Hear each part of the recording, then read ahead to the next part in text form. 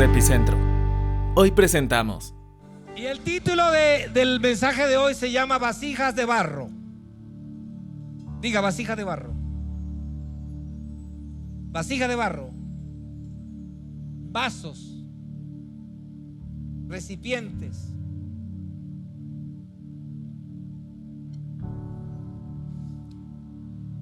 Vamos a leer en 2 de Corintios, capítulo 4, versículo del 7 al 11. Leemos bajo la bendición del Padre, del Hijo y del Espíritu Santo. Bueno, vamos a leerlo en pantalla. Dice allí: ahora tenemos esta luz que brilla en nuestro corazón. Este versículo, ese es Reina Valera. ¿Seguro? Pero no importa. Aquí está la traducción en Reina Valera. Ajá. Este se parece más a la prédica, ¿verdad? Entonces dice: pero tenemos este tesoro en vasos de barro, para que la excelencia del poder sea de Dios y no de nosotros. Sigue. Mucha atención en los versículos. Que estamos atribulados en todo, mas no angustiados, en apuros, mas no desesperados, perseguidos, mas no desamparados, derribados, pero no destruidos, llevando en el cuerpo siempre por todas partes la muerte de Jesús, para que también la vida de Jesús se manifieste en nuestros cuerpos. Porque nosotros que vivimos siempre estamos entregados a muerte por causa de Jesús, para que también la vida de Jesús se manifieste en nuestra carne mortal. ¿Quién dice amén? El apóstol Pablo afirma aquí que tenemos un tesoro, diga tesoro, y que este tesoro está dentro de vasos de barro. Pero ¿cuál es ese tesoro? ¿Ustedes me oyen bien? Yo casi no me oigo aquí. ¿Sí? Ok. ¿Cuál es ese tesoro y cuál es ese vaso de barro? En los versículos que leímos del 8 al 10 de 2 de Corintios 4, Pablo describe todas las angustias y dificultades que él enfrentó en su vida por causa de la predicación del Evangelio de Cristo. En este contexto, Pablo está hablando de la fragilidad de todos los seres humanos al enfrentar angustias y dificultades, especialmente la de los santos. ¿Cuáles santos? A todos aquellos que han recibido la palabra de Dios. Yo dijera amén a eso. El enemigo siempre hará cosas para que sea señalado, como la murmuración, va a ir en contra de tu propósito, de tu ministerio. Pero también te usará a ti mismo para ir contra ti. Cuando sabes que tienes algunas cosas o situaciones a las que debes renunciar y aún no has renunciado. Yo estoy hablando de cosas internas que a lo mejor ni siquiera tú conoces, pero no has orado para que Dios te las muestre. Los vasos de barro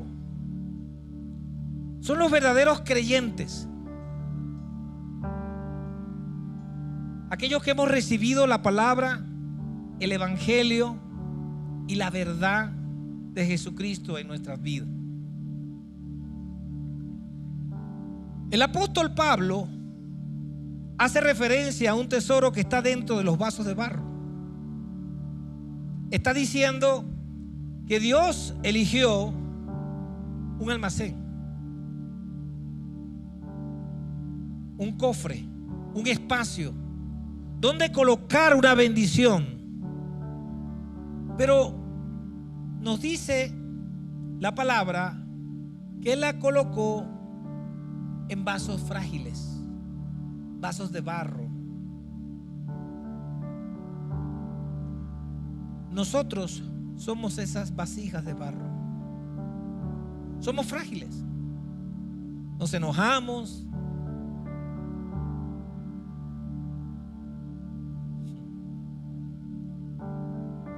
Nos hacemos historias mentales. Y siempre he dicho, y lo aprendí de alguien que dice: yo nunca voy a dudar del amor que tú le tienes a Dios. Nunca voy a dudar, porque yo sé que tú lo amas con todo tu corazón, con toda tu alma, con todas tus ganas. Pero yo no sé si tú amas a tu prójimo. Tengo algunas dudas. Si tú amas a tu prójimo, como dice el segundo mandamiento, tengo algunas dudas con eso. Y vasijas de barro en el original griego significa ostrakinos, que significa vaso o taza hecha de arcilla. Se refiere a vasos comunes, los que se usaban diariamente en la época. Nosotros decimos la loza, ¿la qué? La vajilla. No, la vajilla es para ricos. Eso es lo que usted saca cuando tiene una buena visita. Estoy hablando de vasos, lo que usted usa a diario. La olla que está bien quemadita por dentro, el sartén que está bien curado. Estamos hablando de donde usted pone la olla y dice: aquí que me queda bien la. Usted no tiene una olla que todo le queda bien en esa olla. Y cuidado, un día le intenté botar una olla, porque le iba a dar una olla a mi mamá que está por aquí, nueva, y se enojó, fue hasta allá y buscó su olla y se la volvió a traer para la cocina.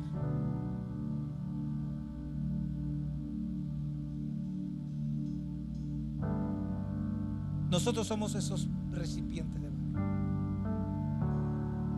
porque tenemos el sabor de Cristo, el sabor de la creación. Estamos curados, fuimos hechos para eso. Solo que a veces cocinamos dentro de esos vasos de barro cosas que no debemos cocinar. La vasija de barro en griego es ostrakinos. Eso lo usaban. Eso lo vendían en cualquier mercado. Era lo más barato que había. Era lo más frágil. No se podía, ahí había que cuidarlo porque se rompía. Eso somos nosotros.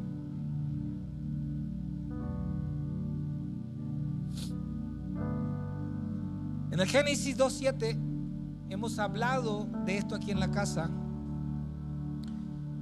Dice que Adán fue hecho del polvo de la tierra. En esencia, Adán fue un vaso de barro.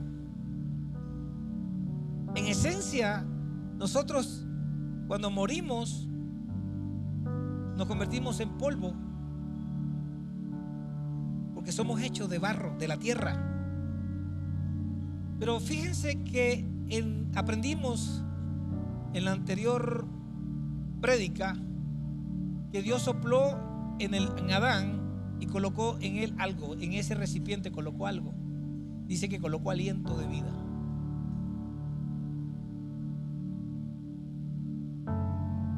Entonces, el Espíritu de Dios ha sido colocado en el hombre, en la creación, desde el comienzo. No es nuevo. Nosotros estamos hechos para ser esos recipientes para recibir al Espíritu de Dios. Dentro de nosotros solo debe caber la esencia de la creación. En el libro de Proverbios, capítulo 20, versículo 27, dice: lámpara de Jehová es el espíritu del hombre. Lámpara de Jehová es el espíritu del hombre, la cual escudriña lo más profundo del corazón. Y aquí estamos hablando de que cuando nos crearon, Dios nos hizo como esos artefactos que siempre vienen con una poquita batería para que usted lo recargue. Hay algo que coloca el Señor en nosotros. Este versículo se refiere al espíritu humano. Es decir, Dios también nos hizo con algo de Él para que funcionáramos, para que eso pudiese escudriñar lo más profundo de nuestro corazón. Se refiere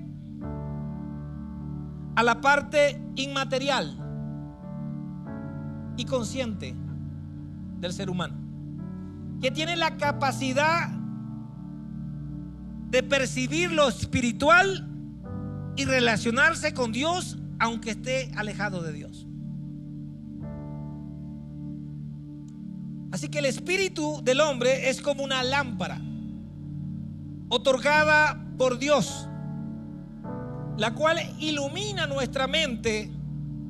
Nuestras intenciones son reveladas a través de esa intuición de nosotros cuando estamos haciendo algo que no es correcto, algo que tenemos que desechar, que está en un recipiente ocupando un espacio donde no solo debe ser ocupado por el Espíritu de Dios. El espíritu humano es una herramienta y muy poderosa para poder nosotros arrepentirnos de lo que hemos hecho equivocadamente. Es el poder del libre albedrío que se nos otorgó para corregirnos. Así que Dios pone al hombre la capacidad de examinarse a sí mismo y decir: no estoy bien, necesito de mi Creador.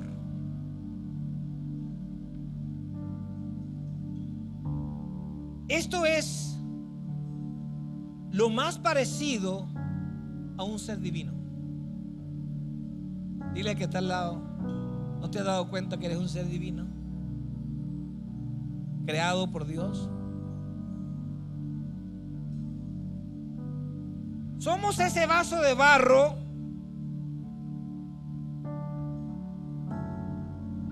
escogido por Dios, donde Dios ha decidido almacenar un tesoro y convertirnos en esa luz que dice la palabra: somos la luz del mundo, para la excelencia del poder de Dios exhibido a través de sus hijos, para que vean el conocimiento de Dios en nuestras vidas y no el conocimiento de nosotros. Amén. Primera de Corintios, y voy lentamente para que esto se entienda. Primera de Corintios capítulo 1, 27, 29 dice: sino que lo necio del mundo escogió Dios para avergonzar a los sabios, y lo débil del mundo escogió Dios para avergonzar a los fuertes.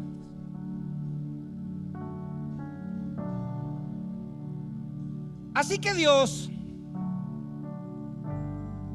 ha escogido los vasos frágiles, lo más débil, para aquellos que andan por allí, que conocen mucho, puedan ser avergonzados por el poder de su palabra. Podemos recordar la historia de Gedeón, ¿verdad? Gedeón y sus 300 valientes. En el libro de Jueces capítulo 7 versículo 2, leo en NTV, dice: entonces el Señor le dijo a Gedeón: tienes demasiados guerreros contigo. Si permito que todos ustedes luchen contra los madianitas, los israelitas se jactarán ante mí diciendo que se salvaron por su propia fuerza. Gedeón contaba con 32,000 soldados y dijo: No, mándalos a su casa, todos los que se quieren ir a su casa. Y quedaron 10,000. Y dijo el Señor, todavía son muchos. Y los despidió. Y solo se quedó con 300. Gedeón le dijo, recibió del Señor diciéndole, con eso es suficiente. Con estos poquitos yo voy a hacer algo grande en el Ecuador. Con estos poquitos yo voy a romper esos esquemas de religiosidad que están allí en el mundo, que no permiten que mi obra se expanda en el Ecuador. En el libro de Jueces 7:16 dice, y repartiendo los 300 hombres en 3 escuadrones, Dios a todos ellos dijo que le colocaran trompetas en sus manos y cántaros vacíos, con antorchas ardiendo para colocar dentro de ese cántaro. Entonces le dijo, actúen simultáneamente. Esas fueron las instrucciones del Señor. Todos al mismo tiempo, en unanimidad. Estoy parafraseando. Y cerca de la medianoche, los 3 escuadrones al mismo tiempo rompieron los cántaros y la luz que estaba dentro hizo de día todo el campamento de los madianitas. Se confundieron creyendo que era un gran ejército y se mataron entre ellos. Gedeón y sus hombres sonaron las trompetas tal cual como el Padre se los había solicitado y obtuvieron la victoria. Cuando tocaron las trompetas, rompieron los cántaros, salieron las luces, Dios le dio la victoria a Gedeón y al pueblo de Israel. ¿Quién dice amén? Imagínenlo de esta forma. Tenían antorchas encendidas, ocurrió de noche, colocaron las antorchas dentro de los cántaros y al mismo tiempo comenzaron a sonar todas esas trompetas. Imagínense 300 trompetas tocando. Rompieron los cántaros y salió aquel resplandor de luz. Se confundieron los madianitas y se mataron entre ellos. ¿Pero qué significa esto? ¿Qué tiene que ver eso con la vasija de barro? ¿Qué tiene que ver eso con nosotros? El cántaro que contiene la antorcha somos nosotros. Cada uno de nosotros. Ese cántaro es una vasija de barro. La antorcha simboliza el Espíritu de Dios que está dentro de cada uno de nosotros. A cada uno encendiendo la palabra de Dios. Entonces, ¿cómo llega la victoria? Cuando hemos recibido la palabra de Dios, somos quebrantados como esas vasijas que se rompieron, sacando la luz todo lo que hay en nosotros. Tenemos que ser quebrantados como esas vasijas de barro. Y el quebrantamiento de cada uno de nosotros traerá luz y confundirá las tinieblas y tendrán que huir. Si es para Dios, déselo bien fuerte. Porque si no somos quebrantados,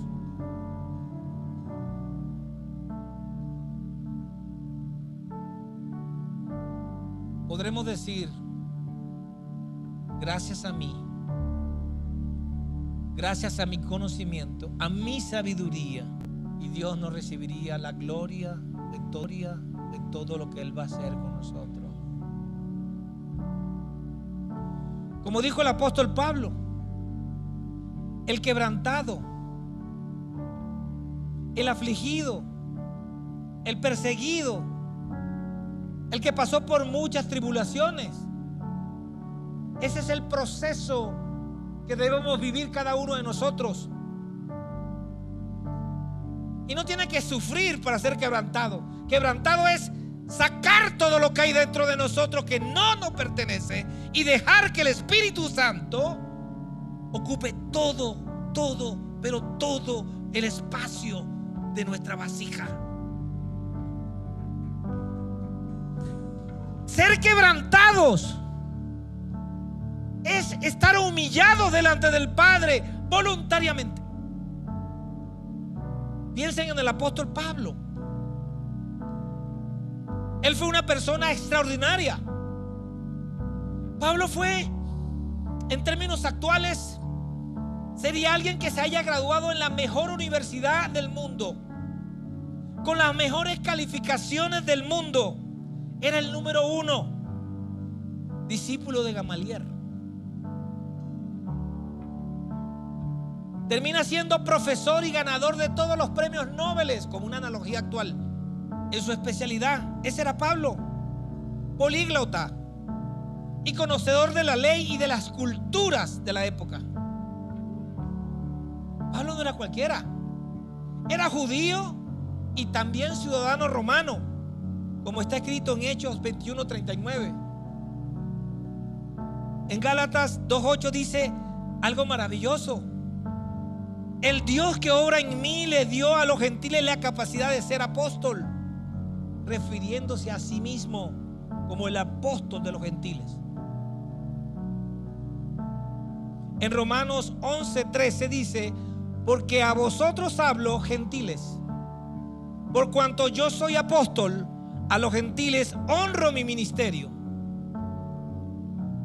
Así que honre su ministerio. Porque si de alguna manera pueda provocar celos a los de mi sangre, a los judíos, y a lo mejor puedo hacer salvo a algunos de ellos. Pablo era un fariseo, perfecto en la ley, de la tribu de Benjamín. No había un error en él. Esa es la misma tribu del rey Saúl. Venía de un linaje real, tenía todo. Así que pudo jactarse con orgullo de lo que él era.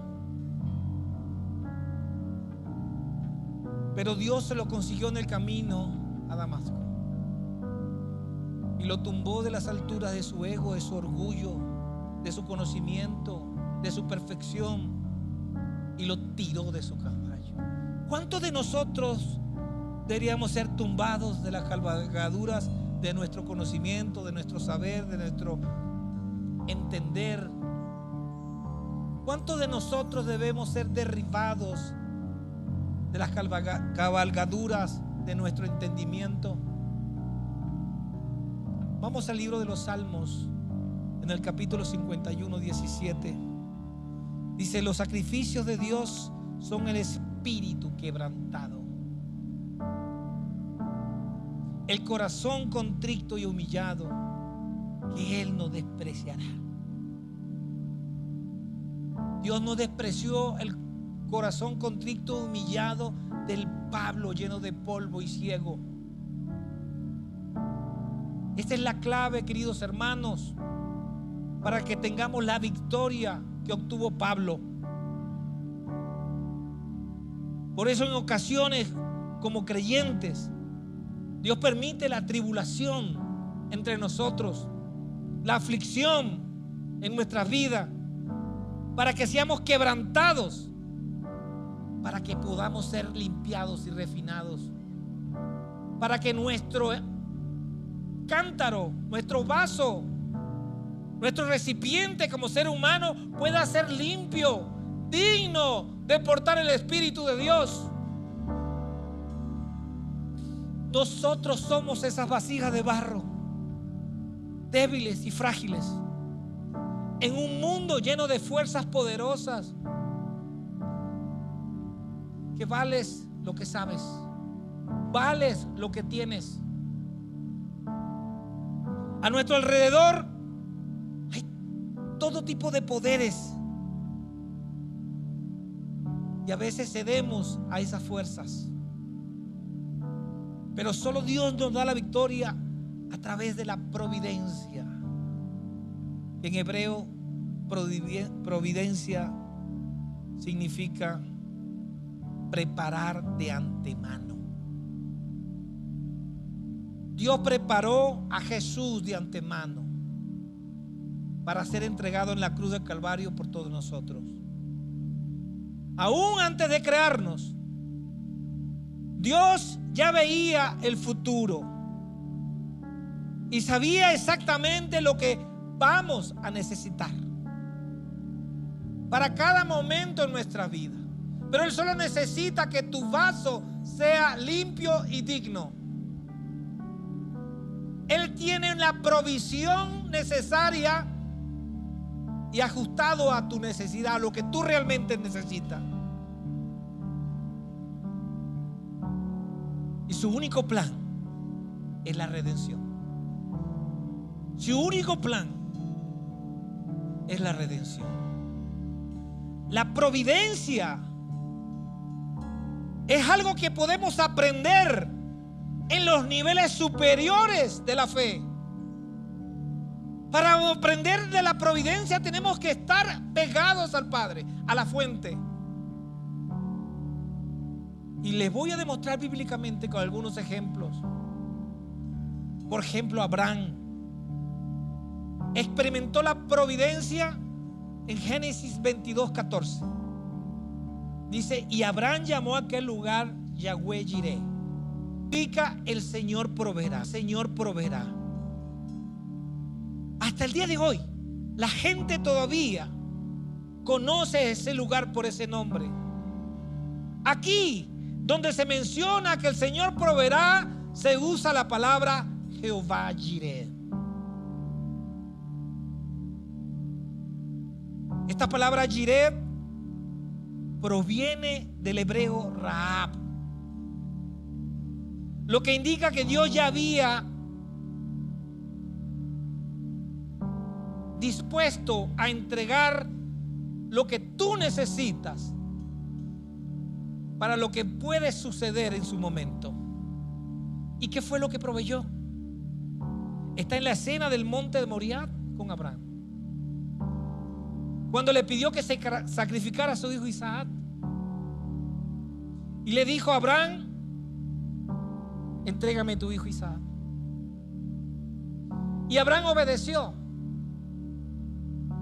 Y cuando ya estaba dispuesto, dijo: para. Ya sé que me obedeces. Detente ahora. Sé que me temes. Y en ese momento Dios le mostró un carnero atrapado en una rama, que se convertiría en la provisión que Dios le estaba dando para Isaac. Un carnero enredado en un monte donde solo estaba Abraham e Isaac estaba previsto por Dios para salvar a Isaac. Este acto de Abraham presagia, profetiza la hora de nuestro Señor Jesucristo. Jesús fue el cordero crucificado. Jesús fue el cordero que estaba enredado entre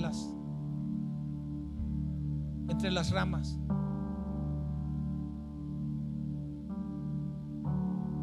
Jesús fue el que le batieron palmas y le hacían olas. Ese mismo Jesús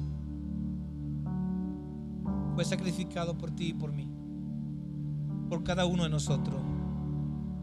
Él fue la providencia. Pero la providencia también se manifestó en José. La historia dice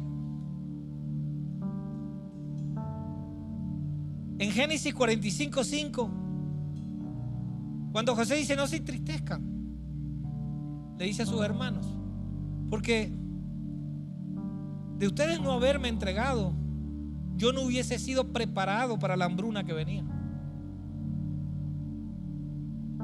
José entendía, estaba por encima. Por eso debes elevarte a 40,000 pies, para que entiendas que es la providencia.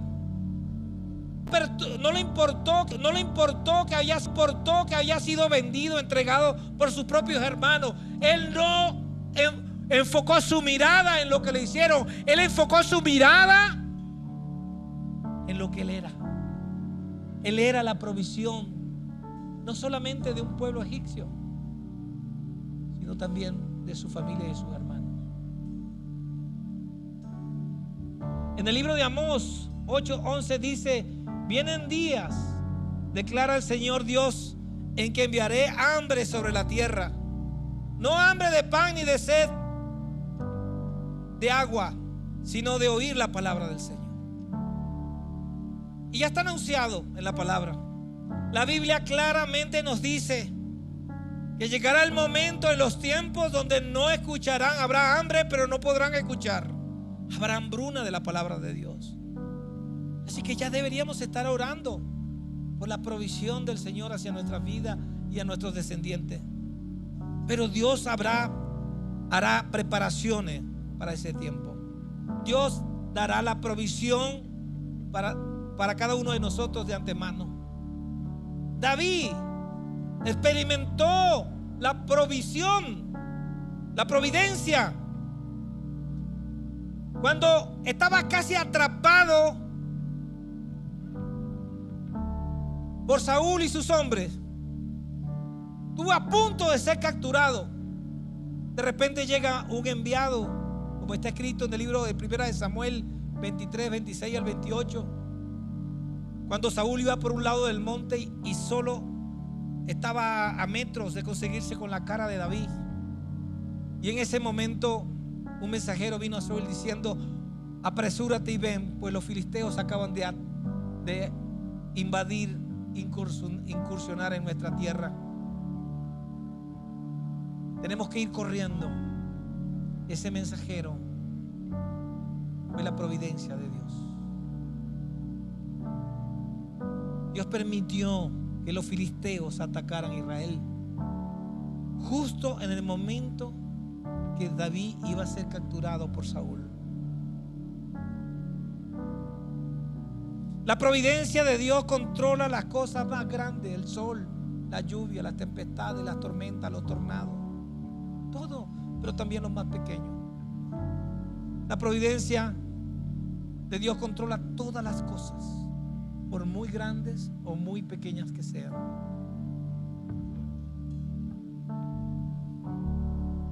La providencia de Dios se asemeja a ese tesoro que tienes dentro de tu vasija. Allí está escondida la providencia. No puedes guardar tu provisión en un lugar sucio. No puedes guardar el tesoro que Dios te dio en un lugar inadecuado.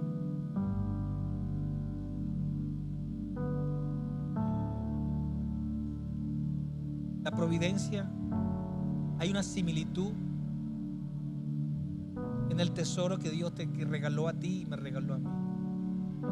Y yo quiero que abras tu mente por un momento y veamos cómo Ruth, la historia de Ruth,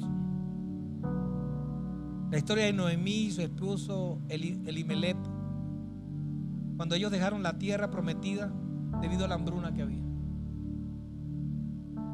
Dios no quería que ellos salieran que su pueblo abandonara la tierra, pero le faltó fe.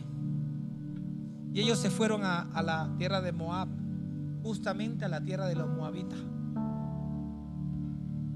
Pero ¿qué pasó?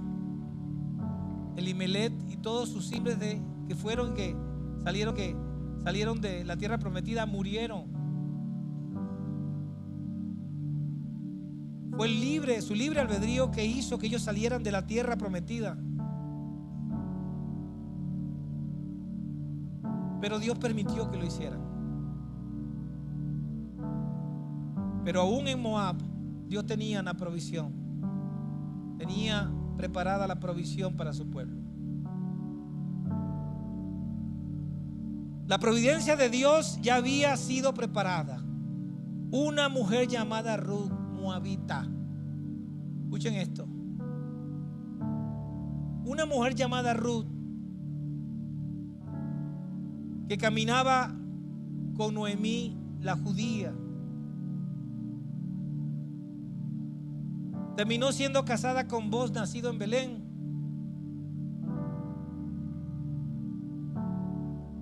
Para mantener el linaje, según la tradición judía, de Elimelech, que también había nacido en Belén. Para que estos continuaran, usó una moabita. Ruth la moabita llegó a ser ancestro de Jesús. Dios respeta tu libre albedrío. Y aunque elegimos pecar, Él lo permite. Pero mientras elegimos pecar, Él va preparando la salida para volverte a visitar y decirte: arrepiéntete, hijo, ven a mí. Es maravilloso saber que en Romanos 8:28 dice: para los que aman a Dios, todas las cosas cooperan para bien. Esto es para los que son llamados conforme a su propósito. Y tú tienes un propósito. ¿Lo pueden ver? ¿Lo pueden ver? ¿Lo pueden ver? ¿Puedes ver tu propósito? ¿Puedes ver tu cántaro? ¿Está dispuesto para el Espíritu de Dios? Cuando leemos el libro de Esther, podemos ver que Dios no aparece por ningún lado. Pero sí podemos ver que está en este libro, está la providencia que salvó a los judíos de una muerte segura. En el libro de Esther, capítulo 3, versículo 8, dice lo siguiente: y Amán dijo al rey Asuero: hay un pueblo esparcido y diseminado entre los pueblos en todas las provincias de tu reino. Sus leyes son diferentes a las de todos los demás pueblos y no guardan las leyes del rey. Así que no es conveniente para el rey dejarlos vivos. Querían exterminarlos. Este hombre llamado Amán presagia al anticristo. Quería matar a todos los judíos porque ellos seguían una ley diferente a la del mundo. Y la pregunta que nos hacemos: nosotros, ¿a cuál ley seguimos? ¿Somos diferentes? La única ley que nosotros deberíamos seguir es la ley que está aquí en la Biblia. Es la palabra de Dios. Esther fue escogida para ese momento, al igual que José fue en su tiempo.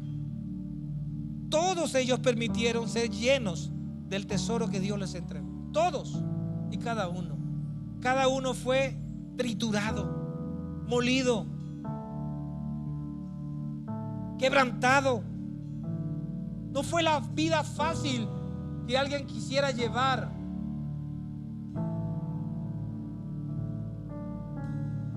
Pero la Biblia dice que aquellos que confían y dependen de Dios son llamados los débiles del mundo.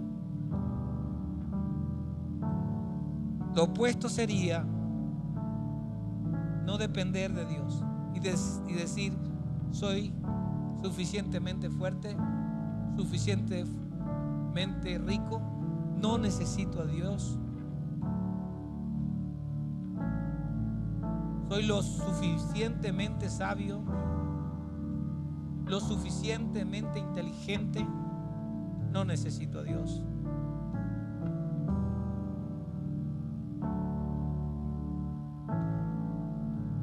En el libro de Proverbios, capítulo 11, versículo 28, dice: el que confía en sus riquezas caerá, pero los justos prosperarán como la hoja verde. Amén. Amén. Proverbios 29:25 dice: el temor al hombre es un lazo, pero el que confía en el Señor estará seguro. ¿A quién le temes? Vamos a terminar hoy leyendo Romanos 8:31. ¿Qué diremos a esto? Si Dios está con nosotros y por nosotros, ¿quién contra nosotros?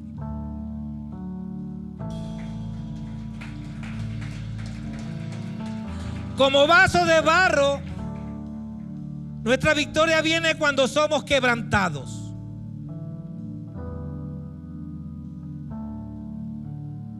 Cuando usted experimente, cuando yo experimente el quebrantamiento genuino, el espacio de nuestro vaso quedará totalmente vacía, y es donde Dios llena con su espíritu y sale la luz de Dios. Impondrás manos y sanarás a los enfermos.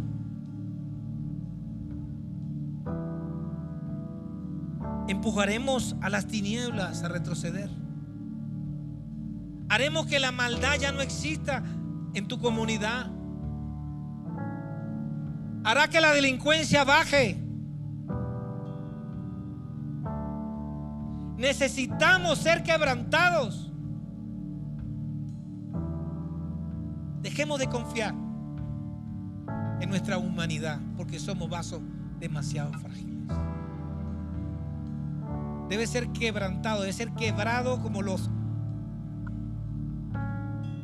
envases donde estaba la antorcha, esos jarrones grandes de barro, y pueda salir la luz que está dentro de ti.